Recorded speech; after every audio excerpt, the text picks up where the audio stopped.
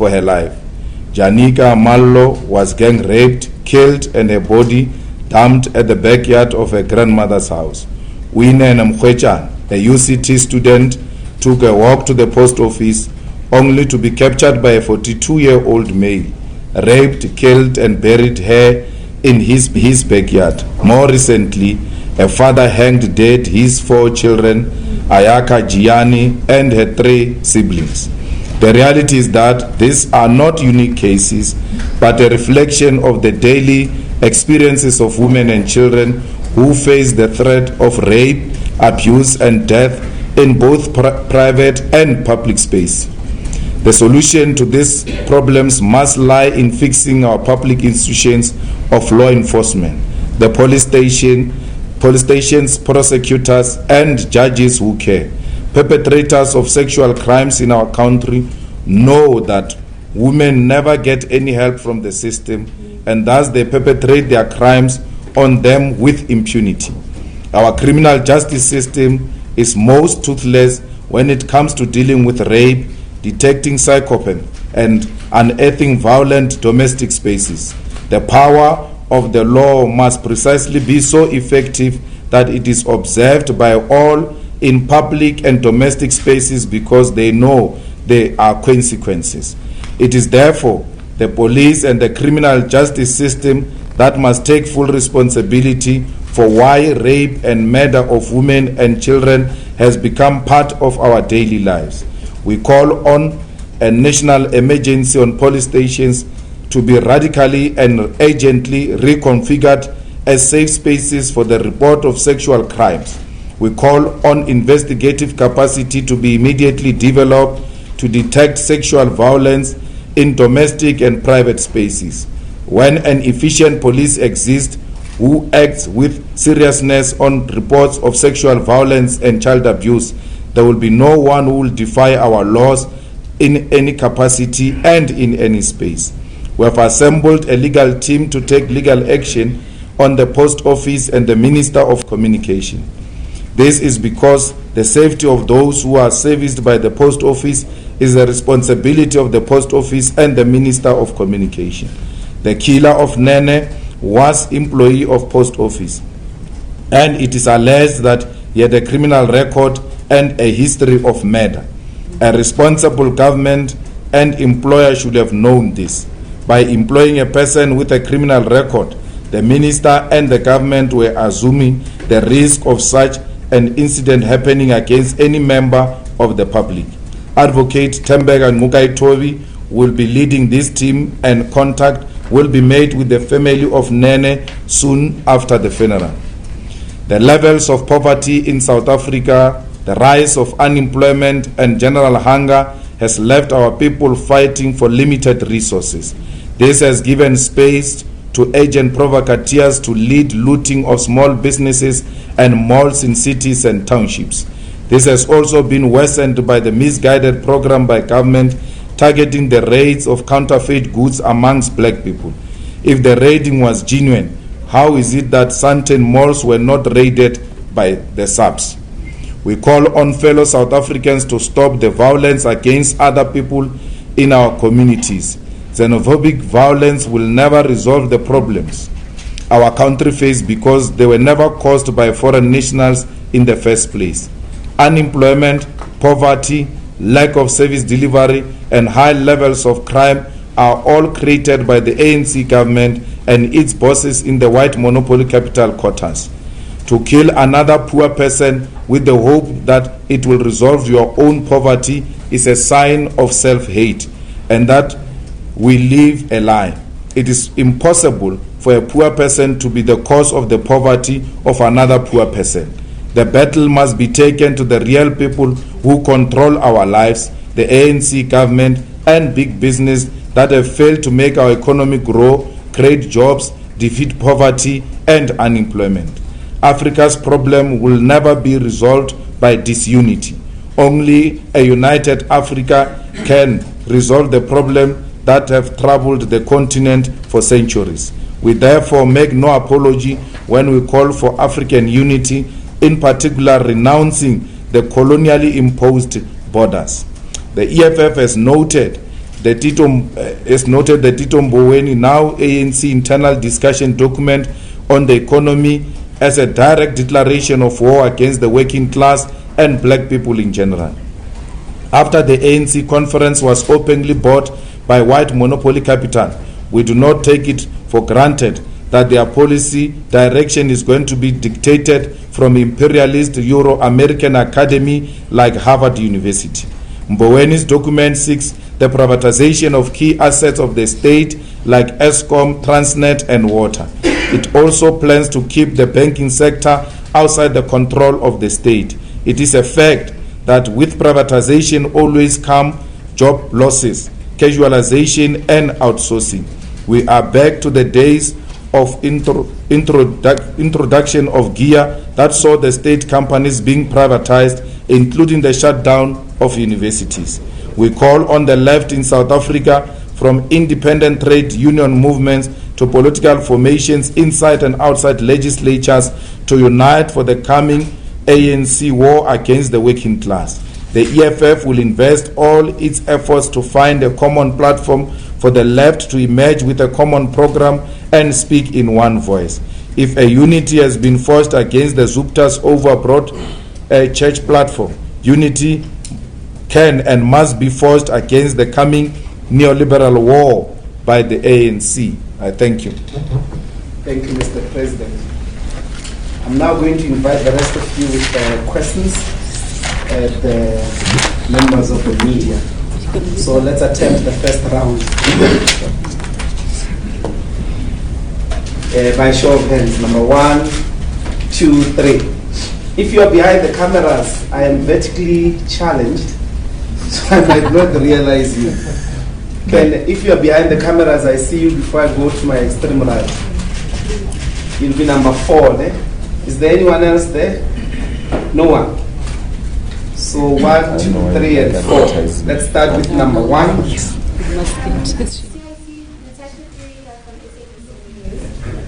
So on Tuesday, the ANC Women's League said that government is lukewarm in regards to dealing with matters of gender-based violence. Maybe your reaction is negative. Secondly, there have been calls for the death penalty, to return. If you could just weigh in on that. And thirdly, EFF members, well, this is on social media, EFF members have been named as perpetrators of sexual violence and assault. And further, maybe just your reaction on that. Thank you. Number 2. Yes, okay, thanks. Sorry, no looking lot from ENCA. Just a few questions.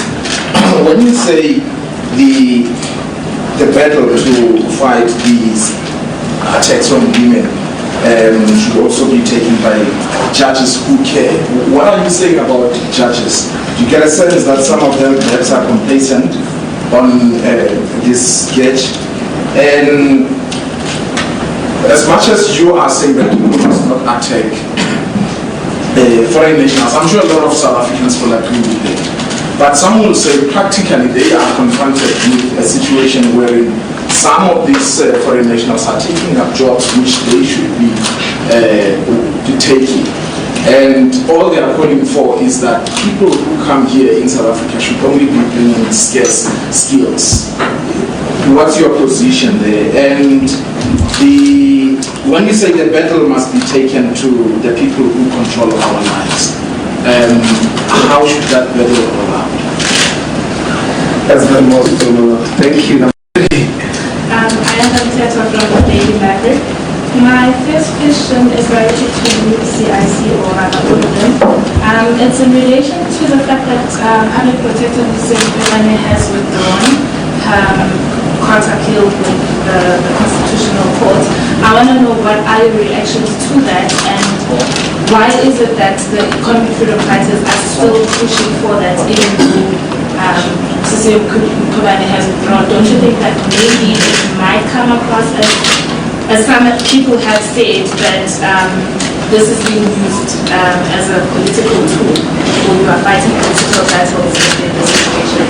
Also, the president has asked the Constitutional Court to do a full and open court hearing with regards to this specific situation. What do you have to say about that as well? Okay, number 4. Good afternoon and thanks. It's been such an opportunity for two quick questions to the CIC. Media reports this morning reported that the NPA has taken a decision whether or not to execute you for discharging your rightful last year parties and those operations. At the time, the party said that it was a toy gun and the shot coincided with the sound of fireworks. Do you still maintain the same position? And then secondly, has the NPA perhaps been in contact with you with regards to this particular case as well? Thank you very much. The government is reluctant to deal with the issue of gender-based violence because the government has not introduced radical changes when it comes to dealing with matters of gender-based violence, from reporting to investigation to prosecution and ultimately matters being heard by the judicial or judges. Women who are victims of this violence are made to report it in the open church offices in front of so many people who are ordinarily judgmental against victims of violence. The police who are trained to receive such information are themselves lukewarm and disinterested in dealing with these matters. They are not welcoming, and at times they don't hesitate to mock the victims to an extent of even calling other colleagues who are not hearing what the victim says to come and listen to the joke, what appears to be a joke in front of whoever is taking the statements. So we want all of that to change. We want the investigators to change and begin to appreciate that it is not of a less violent crimes against women when it has happened at home, because many of the investigators, if it's between partners, is not treated the same as is between strangers. It is lesser when it is people who know each other, even when the research shows that actually the women are victims of the people who are close to them. If someone was to say, my father raped me, my uncle raped me, the first reaction of the police is to doubt. That is not possible. Samuel, come and hear what this person is saying. Do you think it's possible? And you put the victim into a state of doubt. Am I crazy? Why would these people, treat me this way? And as a result, many others begin to just keep quiet and not say anything. Because if they say something, it's either a joke or it's not serious. If you are lucky, a person gets arrested. The following day, that person is there, sitting under the tree, drinking beer. You're supposed to pass there to school, to workplace, and pass in front of a person who has victimized you. From prosecution point of view and the judicial, we want to make sure that it is not easy to give a person a bail. It must be easy, I advocate Mpofu, to win a case, but it must not be easy to get a bail. Because even at that point of getting a bail, the emotions are still very high. And everyone else says, even at a point when we're all angry, this person was still released. So, where's with me? My story is not very clear. So, imagine if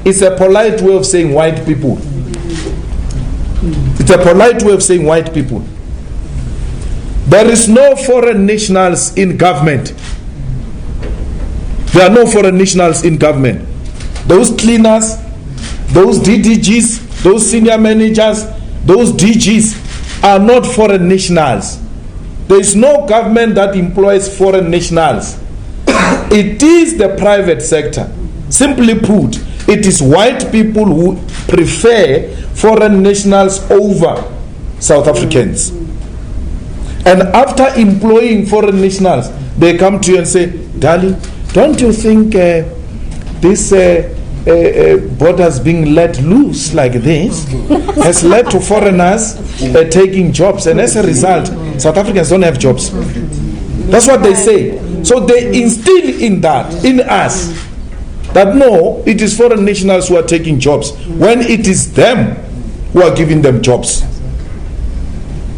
Their own restaurant. Because if we can quantify the whole thing, who employs foreign nationals between government and the private sector? Restaurants, retailers, the hospitality in general, the farm workers. Who owns the farms? Who owns the farms? It is white people who employ foreign nationals. After employing them, they come to us and say, don't you think these borders being loose have led to these levels of unemployment? Plenty. This self-hate amongst us. And because we are unemployed, and because we've got government with no solutions to crisis of poverty and widening gap between the rich and the poor, we begin to start believing that. They always tell us who to hate, who to love. They always tell us what is wrong, what is right. So the private sector, the white monopoly capital, must take full responsibility for this mess we're faced with. There is no government here that employs foreign nationals. If they are there, it's one or two there and there. It's not a serious issue in government. The problem we have with the so-called taking jobs is in the private sector. Who is the private sector? Who owns private capital? Is the white minority. That's why even when we are killing each other, a human being is shown on a video hit with a big brick on the head, the rent strengthens. The rent strengthens. Because the owners of capital are happy that animals are at each other. Can you imagine if you have hit a white person with a brick on the head? What would have happened to that currency? Currency is not affected. The animals are at each other. We have successfully made them fight amongst themselves. And we are not affected by that. Capital is happy. We are killing each other. The rent has strengthened. It has never been this strong.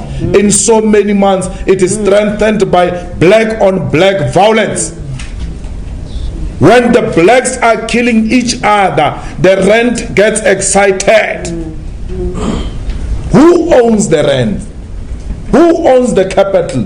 Why are the owners of capital disaffected by what is happening amongst fellow South Africans, if indeed they are with us in South Africa? Because violence should affect all of us, including the market. So we must not be scared. The battle must be taken to white monopoly capital. The battle must be taken to the ANC. They are responsible for this mess we are confronted with. They are responsible for this mess. So it's not even about foreign nationals. I gave example that they said, when you are in Polokwane and there is a restaurant opening in Polokwane, or there is a project in Polokwane to do road, the preference must be given to Polokwane residents first. Before you even go far, any economic development must benefit the locals first. Leave foreigners. Can you imagine what's going to happen in Polokwane when there is a road there or a restaurant all those people can't speak the language of Polokwane. And those customers are like, what's happening here? What is it that we have done ourselves not to deserve these jobs? What are you going to do? You are going to make the Polokwane people hate those people who are working in Polokwane, yet they don't come from there. That is a recipe for violence. You ought to give them preference so that if you go outside, you must say, we have tried you. There is no such a skill. We are looking for a chef who knows how to do prawns or sushi. And there's no such a chef in Polokwane. Because the Polokwane ones, they specialize with pap and meat. And masoja. So we want someone who can do sushi. So we couldn't find. That's why we went outside. It is justifiable. There ought to be a reason why you overlooked the locals. It's not xenophobia. Our brothers in Nigeria, in Zambia, in Namibia, everywhere else, they've got a right to work here in South Africa in the same way they've got a right to work in their own countries, but preference will always be given to locals, including with South Africans themselves, among South Africans themselves. How do you go in Umtata there and then you open a restaurant when the customers are coming in Umtata? Tobela, lilo chiche, lekai. What about what's happening now? What is this now? What happened? Our children are not working here. Get tobela everywhere. It's a recipe for disaster. Even our laws, when it comes to procurement and employment, say we should prefer locals. There's no apology about that. But private sector of South Africa prefers the foreign nationals so that we can fight amongst ourselves. Wake up, Dagi. They've set this up. They've set us up. They've set us up and they're enjoying. If you doubt, look at the rent. If you're in doubt, how can the rent strengthen when people are killing each other here? Someone is excited somewhere about what's happening in this country. And by the way, those things are not jobs, Simuluk. Those things must be done by students, by the way. It must be by the way. Can't talk restaurant things as jobs. You can't talk those retail things as jobs and farm workers as being jobs. We need quality, permanent, well-paying jobs. And in that space of quality, permanent, paying jobs, you can't find any foreign national. We are made to fight for crumbs because that's what we deserve as Africans. Well, we never said we are going to Constitutional Court to appeal the case. On condition public protector does that. We don't take our mandate from public protector. We don't even talk to her. She finds us in court joining her. We don't require permission to do anything. If our constitution is threatened, we will protect it. We don't need anyone's permission. And Shem, your favorite is supporting us. Your favorite president is supporting us. He says, let the highest cost put a clear certainty on these matters. Your delinquent favorite Jamnandas has got a problem with that. He says, no, the Constitutional Court must not get involved. When we're all, your favorite is Doji. He does everything Zuma style. He has replaced Zuma. When it comes to delay tactics, the president says, you're welcome, Constitutional Court, come and help us here. We're fighting with fighters. It looks like we're not clear on what this thing means. Can you give clarity? Jamnandas, the main culprit, says, we don't want to hear you. Leave it. I don't even know why these ones are coming here, because the public protector has withdrawn. We don't need a permission.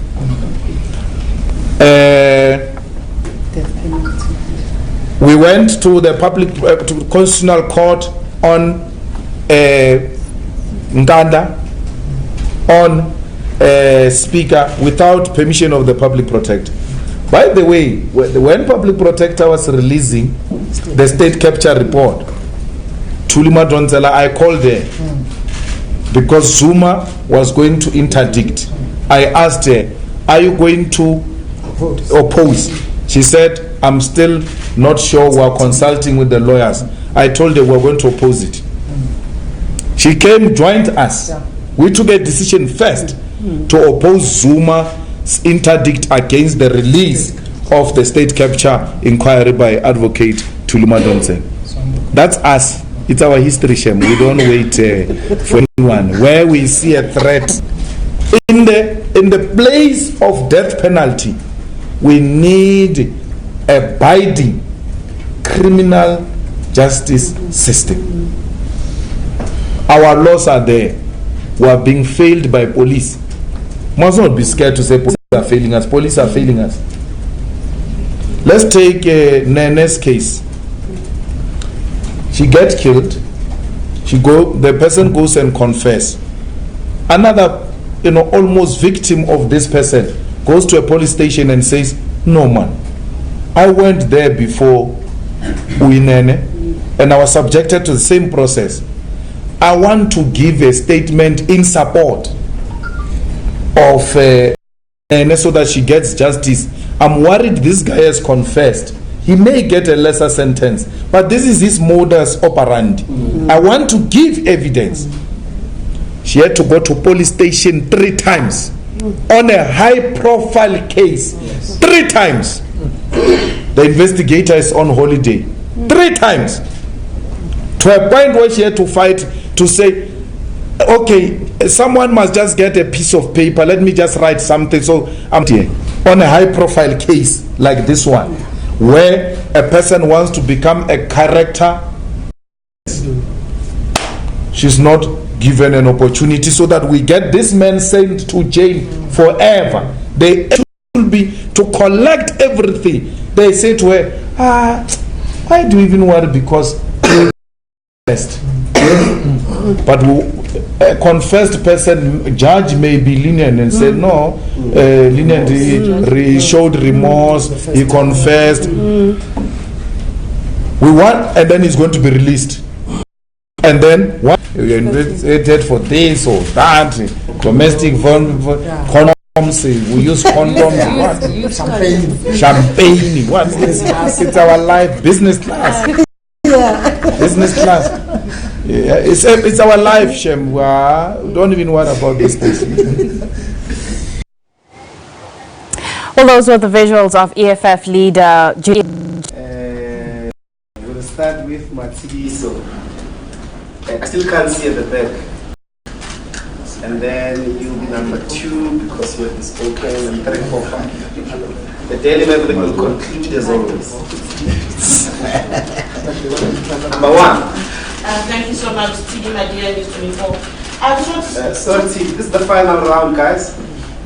Sure. Are you sure you're not bailing? Okay. It depends on what he says. So. That's fine. That's easy. Always depends on what he says.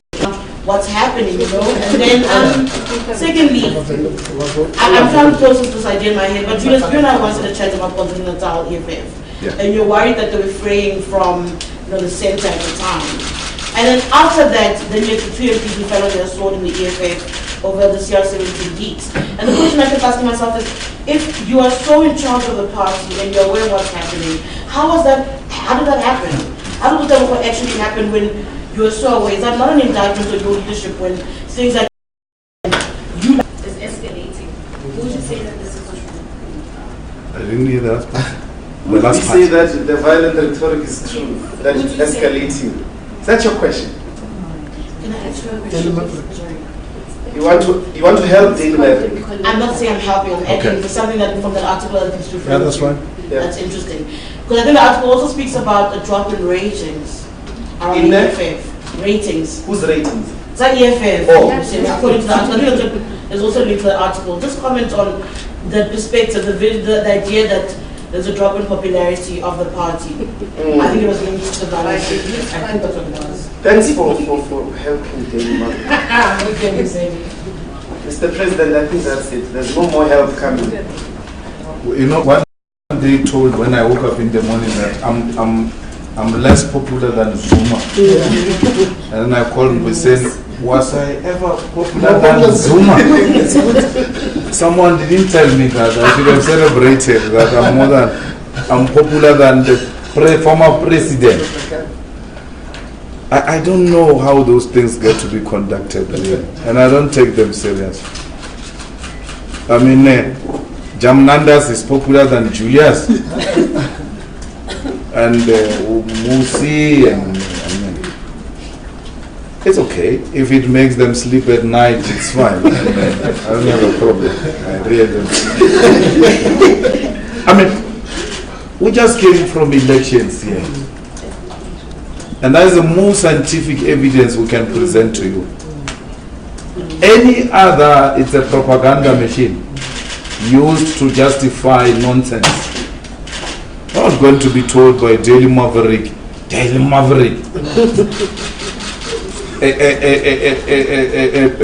institution sponsored by George Soros.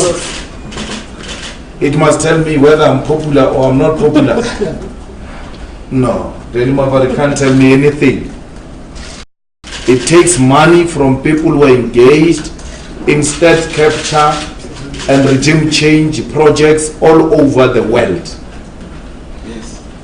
And I will never stop you from asking me questions or covering me. I've got no such power.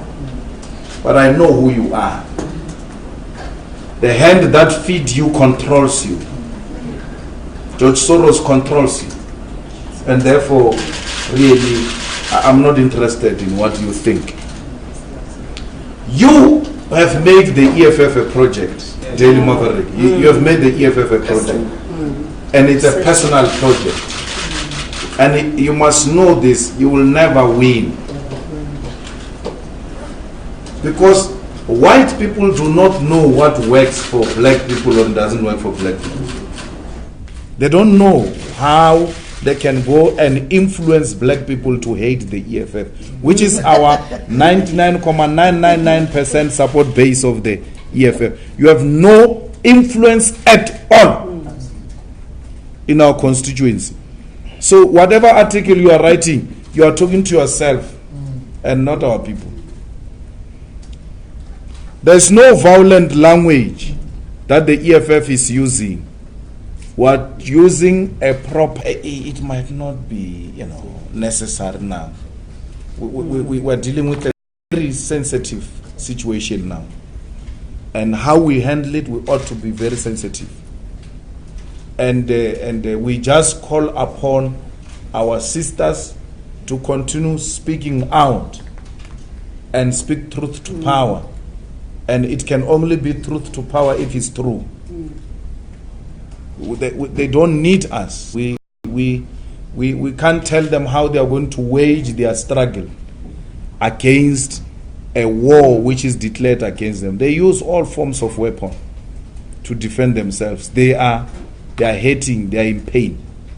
So to come and want to pass judgments that the social media platforms are fair or not fair, if we are accused, you all have the platform to respond. The Premier of the Northern Cape, who was named in Debun Survivors, he released a statement saying it's not true, and he has since taken the matter up with the police, and he has also returned to Twitter about such false accusations.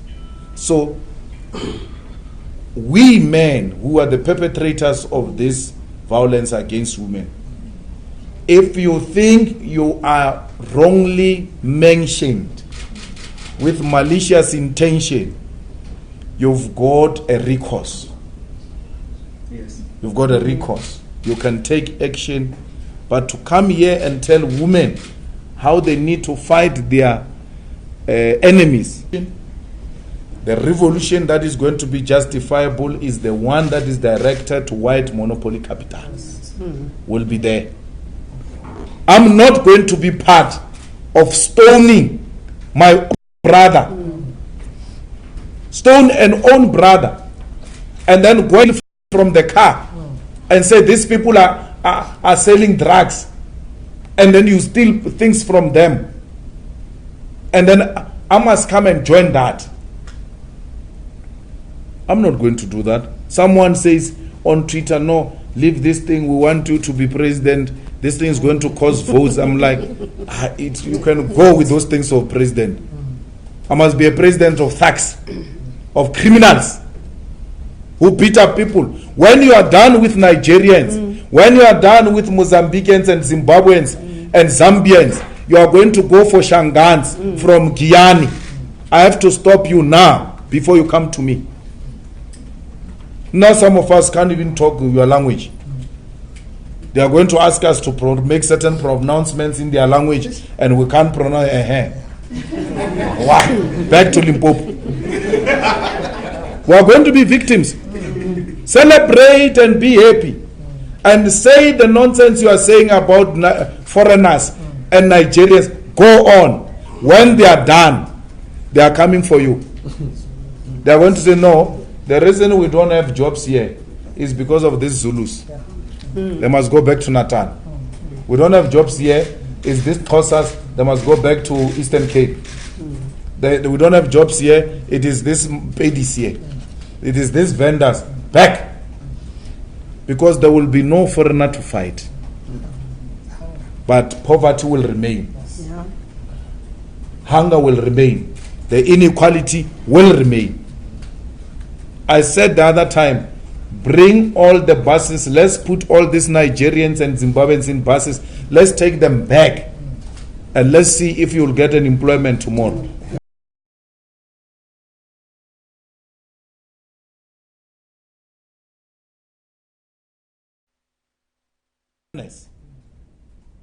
It is not a Nigerian, it is not a Zimbabwean that killed Uinene. It is us, South African men. It is us who are committing violent crimes against our women. The problem is with us. Let's solve it. Where there is crime, crime has got no nationality. Crime has got no color. Crime is crime. It must be punishable. Don't tell me, no, Nigerians must stop selling drugs here. Nigerians must stop selling drugs even in Nigeria. If they are selling drugs. Not necessarily South African drugs. They go all over the continent. No, we don't want them here. If you don't want them here, they are not going to allow South African truck drivers to come into their countries. Therefore, these trucks, even if they are South Africans, they won't have business. Go on, bloody fool. Go on and destroy your own economy out of stupidity. You don't want truck drivers who come from other nations. These are cross-border trucks. Ordinarily in that business, you get different nationalities. It's like that. It's like that. So why are you engaged in such stupidity? Please. South African men were made to run in Zambia who are driving trucks now. Because they were told our people are being butchered and beaten in your country. Stop it. If you want the continent to treat you properly, stop what you are doing. Stop it.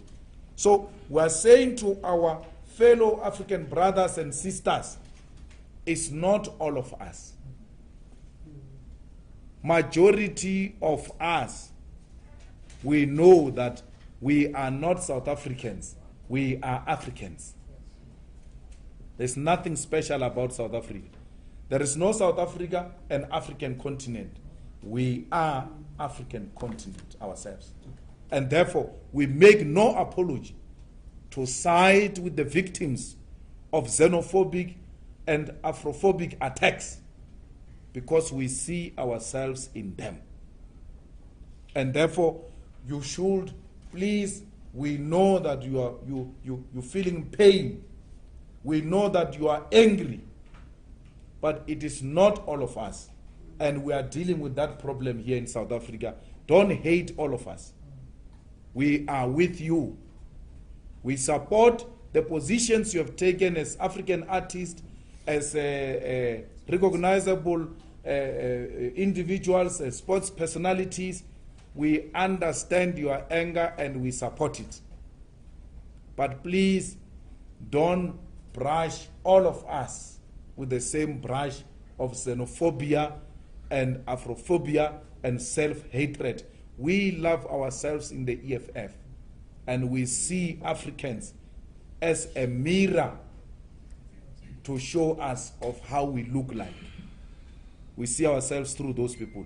And therefore, please find it in your good heart, because Africans, you are good people. Find it in your good hearts to forgive us. We are sorry. We are ashamed of ourselves. And we sincerely apologize for this madness. We are sorry. Please don't treat all South Africans the same. We are dealing with these criminal elements who want to project us as people who do not love our own brothers and sisters. Forgive us. We come from a traumatized past, and we are struggling in finding ourselves. We are still in the process of soul searching, and will ultimately one day know that we are part of Africa. Our oppressors, those who have taken away our brains and mind, are the ones who have instilled in us the hatred of our fellow African brothers and sisters. It is not of our own making. We are still working on ourselves, because they've said to us, we are better than Africa, and some amongst us still think exactly like that. We'll soon realize that we are nothing without our continent. We have no any other home except this continent. If things go bad here in South Africa, we will only be received well and properly in other parts of African continent like they did before. It will not be for the first time. The Nigerians opened their gates, Zimbabweans, Mozambicans, Swaziland, Botswana, the Lesotho people, Zambian people, Tanzanian people, Angola, they opened their gates and welcomed us. The people of Lesotho were bombed and killed by apartheid government looking for us. And after those bombing, they never said, hey, we're no longer part of this nonsense.